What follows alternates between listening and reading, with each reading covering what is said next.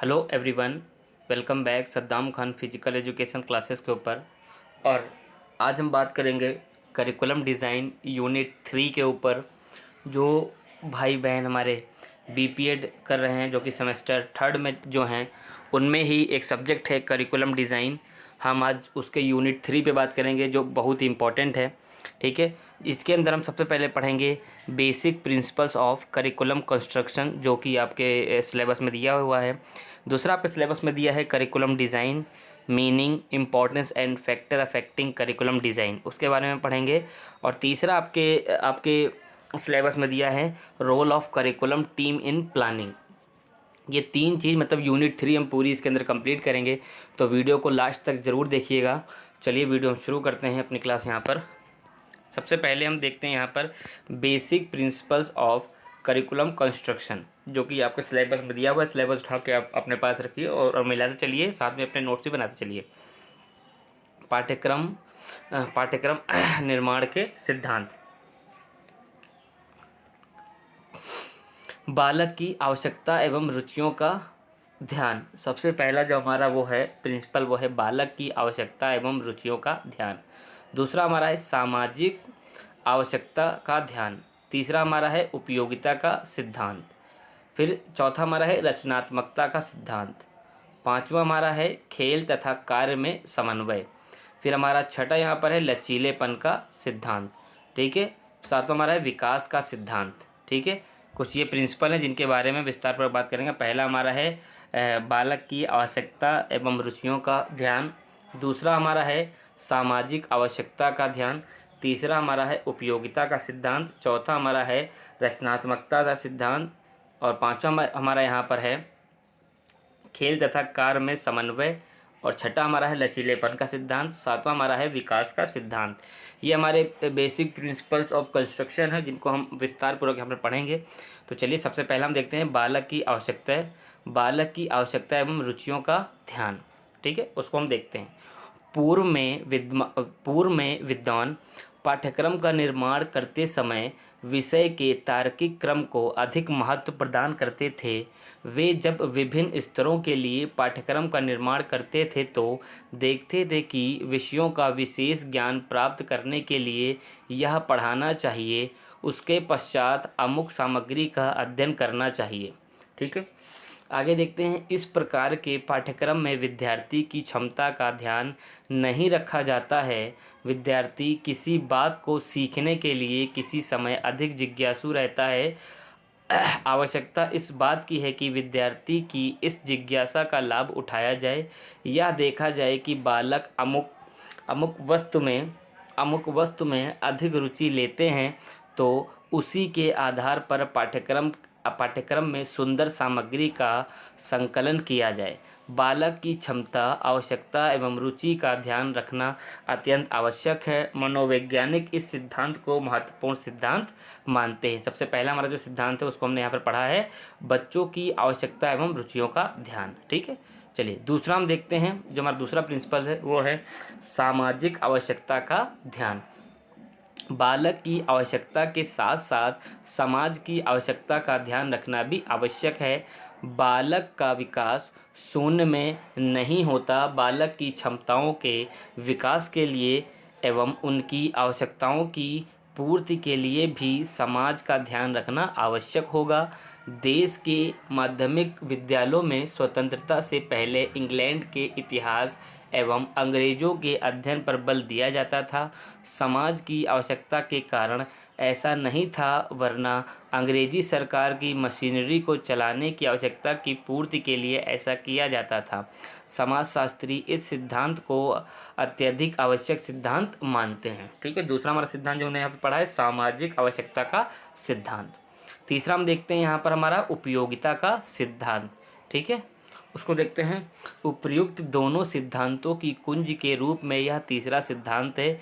यह बहुत स्पष्ट सिद्धांत है कि पाठ्यक्रम का निर्धारण करते समय विशेष ज्ञान या तार्किक क्रम को आधार न मानकर उपयोगिता को ही आधार माने।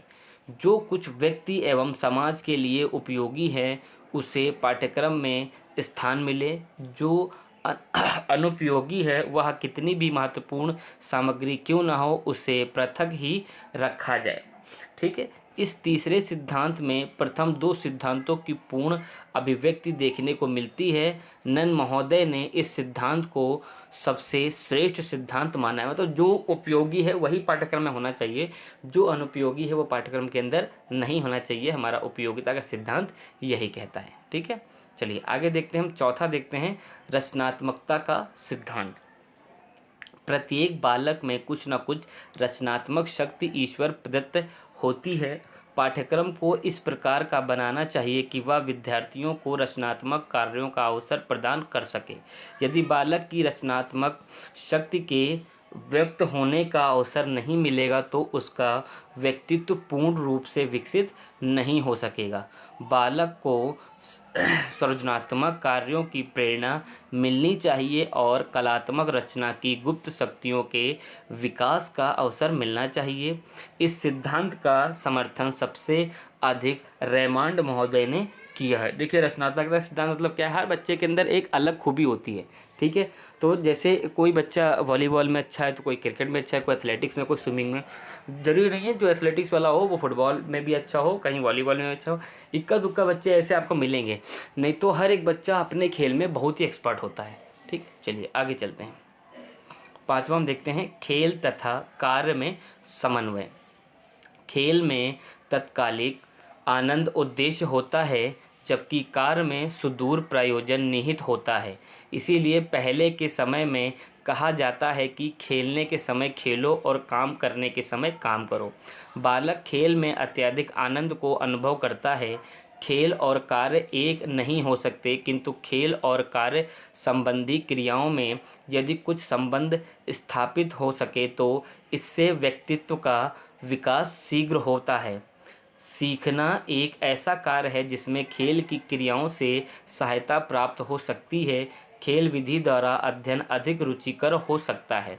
खेल पद्धति से सीखी हुई बात अधिक आनंददायी एवं स्थायी हो सकती है। अतः जहाँ तक संभव हो खेल और कार्य में समन्वय स्थापित किया जाए, किंतु इसका तात्पर्य यह नहीं है कि खेल से संबंधित करने के लोभ में कार्य के प्रयोजन को ही भुला दिया जाए। मॉन्टेसरी स्कूल तथा किंडरगार्टन स्कूल में खेल तथा कार्य में पर्याप्त समन्वय दिखाई पड़ता है। पाठ्यक्रम में खेल तथा कार्य के अवसर प्रदान किए जाएं और संभव हो तो दोनों में समन्वय की शिक्षा भी इंगित की जाए। मतलब हम किंडरगार्टन में देखते हैं, ठीक है, जैसे हमारे जो आपके नर्सरी हो गए, LKG हो गए, UKG हो गए, इन सब में क्या होता है कि बच्चों को खेल के माध्यम से सिखाया जाता है। खेल खेल में बच्चों को बहुत सारी चीज़ें सिखाई जाती हैं, गुड हैबिट, बैड हैबिट और अक्षर पहचानना, ठीक है, गिनती सिखाना। मतलब खेल के माध्यम से बहुत सारी ऐसी ऐसी एक्टिविटी कराई जाती हैं जिससे बच्चों में ओवरऑल डेवलपमेंट हो सके खेल के माध्यम से। चलिए आगे चलते हैं। छठा हम देखते हैं, व्यवहार के आदर्शों की प्राप्ति का सिद्धांत। मानव जीवन का लक्ष्य है सुंदर एवं स्वस्थ जीवन यापन करना। स्वस्थ जीवन के लिए स्वास्थ्य व्यवहार आवश्यक है। स्वास्थ्य व्यवहार किस प्रकार हो इसका निर्णय संस्कृति करती है। स्वस्थ व्यवहार के इन प्रतिमानों तक बालक को पहुंचना होता है। पाठ्यक्रम में इस प्रकार की सामग्री का चयन हो कि बालक व्यवहार के आदर्शों का ज्ञान प्राप्त कर सके। साथ ही पाठ्यक्रम को इस प्रकार के अवसर भी प्रदान करने चाहिए कि बालक उन आदर्शों तक पहुंचने का प्रयत्न कर सके। इस प्रकार के पाठ्यक्रम में जीवन संबंधी समस्त क्रियाओं को सम्मिलित किया जाना चाहिए। बालक के स्वास्थ्य, मनन, बौद्धिक विकास, कौशल आदि की उन्नति के लिए अवसर मिलने चाहिए। अब हम अपना सातवां देखते हैं यहाँ पर, प्रिंसिपल्स ऑफ करिकुलम कंस्ट्रक्शन, विकास का सिद्धांत। ठीक है, प्रिंसिपल्स ऑफ डेवलपमेंट। पाठ्यक्रम में विद्यालय के समस्त अनुभव सम्मिलित रहते हैं। विद्यालय समाज की आवश्यकताओं का ध्यान रखता है। पाठ्यक्रम के निर्माण में भी समाज की आवश्यकताओं का ध्यान रखा जाता है। समाज स्थिर नहीं होता है, इसका विकास होता रहता है। पाठ्यक्रम को भी स्थिर नहीं होना चाहिए, विकास इसका भी आवश्यक सिद्धांत है। यथासंभव आवश्यकता अनुसार परिवर्तन होना चाहिए। इसका निर्माण इस प्रकार से किया जाए कि विकास की संभावना बनी रहे। क्रो एंड क्रो ने विकास के सिद्धांत का पर्याप्त समर्थन किया है। ठीक है, चलिए आगे चलते हैं। अब आगे हम देखते हैं लचीलेपन का सिद्धांत, प्रिंसिपल्स ऑफ फ्लेक्सिबिलिटी। पाठ्यक्रम में लचीलेपन की पर्याप्त मात्रा में पाठ्यक्रम में लचीलेपन भी पर्याप्त मात्रा में होना चाहिए, जिससे इसमें समय समय पर महत्वपूर्ण एवं आवश्यक चीज़ों को सम्मिलित किया एवं हटाया जा सके। यदि पाठ्यक्रम लचीला नहीं होगा तो समय के साथ वह नीरस एवं अनुपयोगी होता चला जाएगा। अतः पाठ्यक्रम को पर्याप्त लचीलेपन को अपने आप में बनाए रखना चाहिए। इस प्रकार पाठ्यक्रम निर्माण के सिद्धांत में उपर्युक्त बातों को ध्यान में रखा जाता है। चलिए आगे चलते हैं। अब हम आगे यहाँ पर देखते हैं करिकुलम डिज़ाइन। ठीक है, सिलेबस उठाइए आप, सिलेबस में आगे देखिएगा। ये हमारा basic principle of curriculum construction यहाँ पे पूरा हो चुका है। अब आप उसके नीचे आएंगे, देखेंगे यहाँ पर curriculum design, meaning, importance and factor affecting curriculum design. अब सबसे पहले हम पढ़ेंगे करिकुलम डिज़ाइन की, हम मीनिंग के बारे में बात करेंगे। ठीक है, चलिए उसको देखते हैं। करिकुलम डिज़ाइन की मीनिंग, मतलब करिकुलम डिज़ाइन है क्या चीज़, उसको देखते हैं। पाठ्य चर्चा डिजाइन एक शब्द है जिसका उपयोग कक्षा या पाठ्यक्रम के भीतर पाठ्यचर्या के उद्देश्यपूर्ण, जानबूझकर और व्यवस्थित संगठन का वर्णन करने के लिए किया जाता है। दूसरे शब्दों में यह शिक्षकों के लिए निर्देश की योजना बनाने का एक सही तरीका है। जब शिक्षक पाठ्यचर्या डिजाइन करते हैं तो वे पहचानते हैं कि क्या किया जाएगा, कौन करेगा और किस कार्यक्रम का पालन करना है। आगे इसमें देखते हैं हम, शिक्षक प्रत्येक पाठ्यक्रम को एक विशिष्ट शैक्षिक उद्देश्य को ध्यान में रखते हुए डिजाइन करते हैं। अंतिम लक्ष्य छात्र सीखने में सुधार करना है, लेकिन साथ ही पाठ्यक्रम डिज़ाइन को नियोजन करने के अन्य कारण भी हैं। उदाहरण के लिए प्रारंभिक और उच्च विद्यालय के पाठ्यक्रम दोनों को ध्यान में रखते हुए मध्य विद्यालय के छात्रों के लिए एक पाठ्यक्रम तैयार करना यह सुनिश्चित करने में मदद करता है कि सीखने के लक्ष्य संरेखित हैं और एक चरण से दूसरे चरण तक एक दूसरे के पूरक हैं। यदि प्राथमिक विद्यालय के पूर्व ज्ञान या हाई स्कूल में भविष्य की शिक्षा को ध्यान में रखे बिना एक मध्य विद्यालय पाठ्यक्रम तैयार किया जाता है तो यह छात्रों के लिए वास्तविक समस्या पैदा कर सकता है। ये कुछ मीनिंग थी हमारी करिकुलम डिज़ाइन की। चलिए आगे देखते हैं। अब हम इसमें से इम्पोर्टेंस ऑफ करिकुलम डिज़ाइन के बारे में हम देखते हैं। इम्पोर्टेंस ऑफ करिकुलम डिज़ाइन, उसको देख लेते हैं यहीं पर हम। चलिए, पाठ्यक्रम का निर्माण करना विद्यार्थी के सर्वांगीण विकास के लिए अत्यंत आवश्यक है। पाठ्यक्रम का निर्माण यदि विद्यार्थियों को ध्यान में रखकर किया जाता है तो वह बालक के शारीरिक, मानसिक, बौद्धिक, आध्यात्मिक आदि विभिन्न विकास संभव करता है तथा पाठ्यक्रम के आधार पर ही पाठ्य पुस्तकों तथा पाठ्य सामग्री को ध्यान में रखते हुए शिक्षण विधियों का चयन किया जाता है। ठीक है, अब हम पॉइंट वाइज देखेंगे। नंबर 1 पर देखते हैं हम, जो हमारे इंपॉर्टेंस ऑफ करिकुलम डिज़ाइन है। पाठ्यक्रम प्रचलित शिक्षा व्यवस्था तथा प्रणाली को व्यवस्थित करता है, अर्थात शिक्षक की व्यवस्थित करके उसके उद्देश्यों की पूर्ति करने में सहायता प्रदान करता है। दूसरा हम देखते हैं, हमारा जो इम्पोर्टेंस है, पाठ्यक्रम के निर्माण की आवश्यकता उद्देश्यों की प्राप्ति के लिए होती है, अर्थात पाठ्यक्रम के द्वारा उद्देश्यों की प्राप्ति करना आसान हो जाता है। तीसरा यहाँ पर हम देखते हैं अपना पॉइंट, तीसरा है पाठ्यक्रम की सहायता से हम प्रचलित दार्शनिक चिंतन का पता लगाने में समर्थ हो पाते हैं, क्योंकि प्रत्येक पाठ्यक्रम समाज के तत्कालीन दार्शनिक चिंतन की छाप होता है। चौथा हमारा पॉइंट यहाँ पर है, पाठ्यक्रम विभिन्न कक्षाओं की पाठ्य सामग्री के निर्माण तथा विकास में सहायक होता है। पांचवा हमारा, पाठ्यक्रम के द्वारा पाठ्य पुस्तकों का निर्माण करने में सहायता प्राप्त होती है। छठा है, सुनिश्चित पाठ्यक्रम शिक्षा के स्तर को बनाए रखने में सहायता प्रदान करता है। सातवां हमारा है, पाठ्यक्रम के आधार पर ही 2 या अधिक शिक्षा प्रणालियों का तुलनात्मक अध्ययन संभव हो पाता है। ठीक है। आठवां है हमारा, पाठ्यक्रम के विश्लेषण द्वारा शिक्षा के स्तर के उत्थान व पतन का ज्ञान प्राप्त होता है। 9वां हमारा है पाठ्यक्रम के आधार पर निर्मित पाठ्य पुस्तकों व पाठ्य सामग्री को ध्यान में रखते हुए ही शिक्षण पद्धतियों व विधियों का चयन किया जाता है, अतः पाठ्यक्रम शिक्षण विधियों के चयन में सहायक होता है। ठीक है, ये हमारे जो इम्पोर्टेंस ऑफ करिकुलम डिज़ाइन थे वो पूरे हो गए। अब हम पढ़ेंगे यहाँ पर factor affecting curriculum design. Syllabus के अकॉर्डिंग हम चल रहे हैं यहाँ पर। ठीक है, फैक्टर अफेक्टिंग देखते हैं।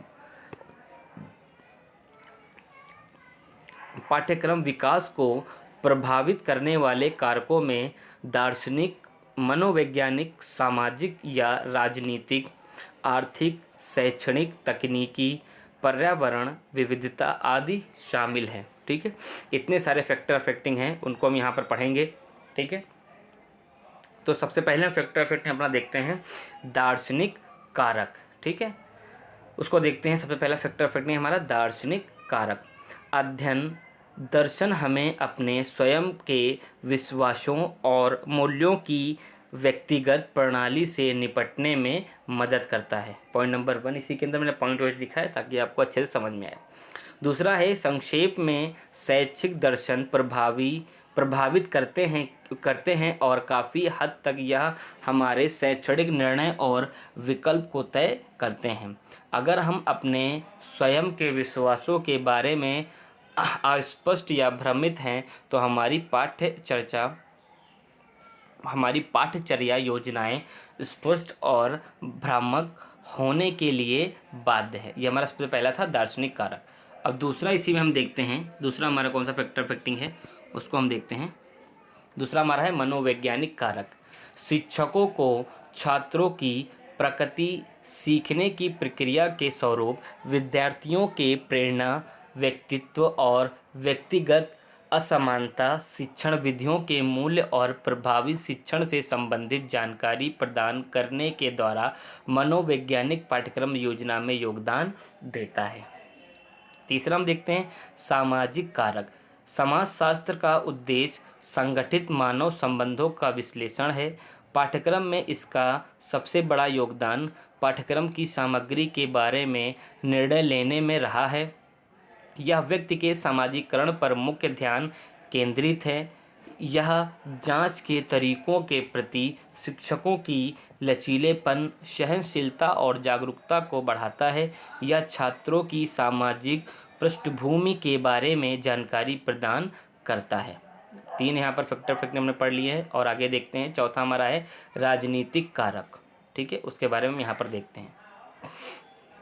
यह आमतौर पर लक्ष्यों और सामग्री को परिभाषित करता है। पाठ्यक्रम विकास के दौरान राजनीतिक विचारों को स्वीकार करने की आवश्यकता है तथा राजनीतिक निर्णय पाठ्यक्रम विकास की आवश्यकताओं में परिवर्तन कर सकते हैं। सरकारों को राष्ट्रवाद, देशभक्ति तथा विचारधाराओं को बढ़ावा देने की ज़रूरत है, जो सरकार के निर्देशों में शिक्षा का माध्यम, पाठ्यक्रम की प्रकृति और पाठ्यपुस्तक का स्वरूप आदि बताते हैं। आगे 5वां हम देखते हैं शैक्षिक कारक। प्रभावी शिक्षण के लिए शिक्षा की आधुनिक और कुशल पद्धतियों का प्रयोग किया जाना चाहिए और इसके लिए हमें प्रशिक्षित और कुशल शिक्षकों की आवश्यकता है। हमें पाठ्यक्रम के अभिन्न अंग के रूप में खेल, नाटक, वाद विवाद, भ्रमण आदि जैसे पाठ्यचर्या संबंधी गतिविधियों को भी शामिल रखना चाहिए। आगे देखते हैं हम आर्थिक कारक। निम्न सामाजिक वर्ग के स्कूल आधुनिक उपकरणों जैसे कंप्यूटर, वित्तीय बाधाओं के कारण उपयोग की संभावना को स्वीकार नहीं कर सकते। इससे अच्छे शिक्षकों और कर्मचारियों को बेहतर वेतन देने वाले स्थानों से भी वंचित होना पड़ता है। ठीक है, अब अपना 7वां देखते हैं तकनीकी कारक। तकनीकी नवाचार को कई तरह से विभिन्न उपकरणों और मीडिया के व्यवस्थित उपयोगों के लिए एक योजना के रूप में पाठ्यक्रम विकास पर लागू किया जा सकता है और मुद्दा यह है कि पाठ्यक्रम सामग्री और शिक्षण प्रणालियों के निर्माण या विकास और मूल्यांकन के लिए मॉडल और प्रक्रियाओं में पाया जाता है। चलिए आगे देखते हैं हम विविधता हमारा लास्ट वेक्टर अफेक्टिंग है हमारा ये। धर्म, संस्कृति और सामाजिक समूहों सहित सामाजिक विविधता पाठ्यक्रम के विकास को प्रभावित करती है, क्योंकि ये लक्षण शिक्षण के विषयों और पद्धतियों पर प्रभाव डालते हैं। प्रासंगिक पाठ्यक्रम विकसित करने में समाज की अपेक्षाओं को ध्यान में रखा जाता है, समूह परंपराओं और समायोजित किया जाता है और समानता को बढ़ावा दिया जाता है। हमारे फैक्टर यहाँ पे पूरे हो गए। अब हम देखते हैं अपना, आगे चलते हैं, role of curriculum team in planning. ठीक है, हमारा ये लास्ट है, इसके बाद हमारा जो है वो यूनिट 3 यहाँ पर हमारा कंप्लीट हो जाएगा। चलिए उसको देखते हैं। सबसे पहला रोल उसके अंदर है, शिक्षक का मुख्य कार्य है कि छात्र में आत्मनिर्भरता एवं उद्देश्य को बनाए रखना। ये हमारा सबसे पहला रोल है। दूसरा है इसके अंदर, पाठ्यक्रम को एक निश्चित अवधि पर समाप्त करना। मतलब एक पाठ्यक्रम अगर बना है तो उसकी एक निश्चित अवधि होनी चाहिए। ये नहीं कि वो 2-3 ऐसे साल चलता जा रहा है, उसमें कोई भी चेंज नहीं आ रहे हैं, वो चलता ही जा रहा, कभी उसकी समाप्ति नहीं है। तो एक उसका निश्चित अवधि उसकी होनी चाहिए कि हमको इतने पीरियड तक की इसको, या इतने टाइम ड्यूरेशन तक की हमको चलाना है उसको। ठीक है, आगे चलते हैं। तीसरा देखते हैं, उचित प्रकार का वातावरण प्रदान करना एवं अनुकूलित करना। ठीक है। चौथा हमारा है, पाठ्यक्रम को पहले सरल से कठिन की ओर ले जाए, फिर मूर्त से अमूर्त की ओर ले जाए। मतलब पाठ्यक्रम को पहले सरल से कठिन, मान के चलिए सबसे पहले हम क्या सिखा रहे हैं, मान के चलिए फुटबॉल सिखा रहे हैं बच्चे को, तो तुरंत ही नहीं हम ले गए और बच्चों को दे दिया कि बच्चों ऐसे खेलना, ऐसे करना। अब बच्चों को क्या पता किस तरह से किक मारनी है, कैसे पुश पास करना है, कैसे रिसीविंग करनी है, इसके अंदर कैसे खेला जाएगा। ठीक है, पहले बच्चों को आप पहले डेमोन्स्ट्रेशन देके दिखाएंगे कि देखिए ये फुटबॉल है, इसको इस तरह से हम खेलेंगे। सबसे पहले आपको जैसे पुश पास सिखाना है तो डेमोन्स्ट्रेशन करके दिखाएंगे, पार्ट बाय पार्ट मेथड में उसको सिखाएंगे। ठीक है, फिर बच्चा सीखेगा। ये डायरेक्टली उसको नहीं सिखाना है, मतलब सरल से कठिन की ओर धीरे धीरे लेके जाना है। ठीक है, फिर यहाँ पे लिखा है मूर्त से अमूर्त की ओर। मतलब मान के चलो कि अगर बच्चे को हम किसी भी प्रकार का मान के चले बच्चे की क्लास चल रही है, उसको हमने बताया, पहले दिखाया एक एप्पल, उसको दिखाया बच्चे को कि ये एप्पल है, एप्पल का रंग ऐसा होता है। फिर हमने एप्पल हटा दिया, अब मैं हम बच्चे पूछेंगे कि बेटा एप्पल का रंग कैसा होता है, तो वो बताएगा एप्पल का रंग इस तरह का होता है। ठीक है, या ऑरेंज का रंग इस तरह का होता है, बनाना का रंग इस तरह का होता है। तो उसी को बोलते हैं मूर्त से अमूर्त की ओर। पहले उसको दिखाएंगे, फिर बाद में उसको हम उसको जिस चीज़ को हम दिखाते हैं बाद में उसी को हम पूछेंगे बच्चे को, वो अमूर्त की ओर हो जाता है। ठीक है, चलिए आगे चलते हैं। बच्चे को समानता व्यक्तियों से अतः क्रिया करने का अवसर प्रदान करना। छठा हमारा है, बच्चे के अनुसार क्रिया चयन करना एवं अनुकूलित करना। सातवां है, पाठ्यक्रम बाल केंद्रित रूप से तैयार कर बालक के कौशलों का विकास करना। आठवां है हमारा, प्रत्येक पाठ्यक्रम योजना बनाते समय अभिभावक की सहभागिता को शामिल करना। नौवां, बच्चों के द्वारा प्रत्येक कुशल व्यवहार करने पर उनको प्रोत्साहित करना। ठीक है, आज हमने यहाँ पर यूनिट 3 यहाँ पे कंप्लीट कर ली है। यूनिट 1 भी मैंने कंप्लीट करा दी थी। ठीक है, और बाकी की जो यूनिट 2 और यूनिट 4 रह गए उनको भी हम जल्दी से कवर कर लेंगे। और बीपीएड से संबंधित मैंने कई सारे वीडियोस ऑलरेडी डाल रखी है, आप जा कर के प्लेलिस्ट में भी देख सकते हैं और वीडियोस लिस्ट में भी आप चेक कर सकते हैं। ठीक है, और जो न्यू व्यूवर्स हैं वो चैनल को सब्सक्राइब जरूर करें, ताकि इसी प्रकार की आपको नई बीपीएड एमपीएड से संबंधित नोट्स मिलते रहेंगे। मिलते हैं एक नई वीडियो में, जब तक के लिए जय हिंद, जय भारत।